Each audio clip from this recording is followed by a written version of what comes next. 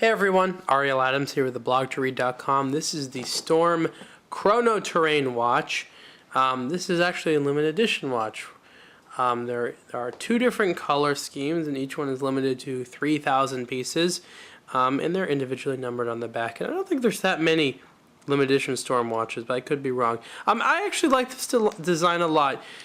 Watch lovers out there like me are going to be able to recognize design elements from a number of different timepieces on here, but Storm, it has no problem with that. They like taking what they like, putting it together in a relatively cohesive and fun way. For about 300 bucks, it's pretty cool. It's got a rubber strap. The case is, I believe, about 43 millimeters wide. And what they've done is they've taken a Japanese quartz movement and kind of put it upside down to make it what they call a lefty model. That's because the crown and the pushers are on the left side instead of the right side of the case. And so if you wear it on your right hand, if you were a lefty, I'm actually a lefty, but I wear it on my left hand. It would do. Anyways, that's a lefty model. And what that does is it switches around everything as far as the features. So if you're used to this movement, everything can be sort of mirrored on here. So it has a chronograph on there, 12-hour chronograph, date and time, pretty simple stuff. It's illuminated dial, so it's pretty easy to read. And I like it. It's cool. It's very Bell and Rossi, and I think that's the sort of style they're going for. It's got this other small, another watch on there for a second time zone, which is a very minimalist little dial. It's actually quite legible.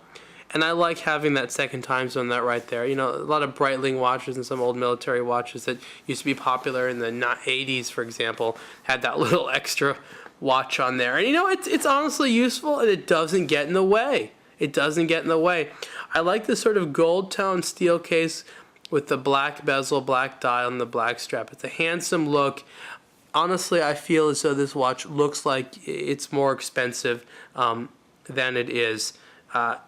It's funny, I just tried to use the chronograph, and usually it's the top push, and I realized because the thing's upside down, it's the bottom pusher that starts it and stops it, and the top one that resets it. They do things like that. Instead of engineering an entire different movement, they just kind of like move ones upside down and change their orientation a little bit. Again, this is the Storm Chrono Terrain. It's about $300. It's a limited edition. I like this piece a lot. It's a good look. It's handsome. It's not very expensive. And you can see the full review at blogtoread.com. Thanks.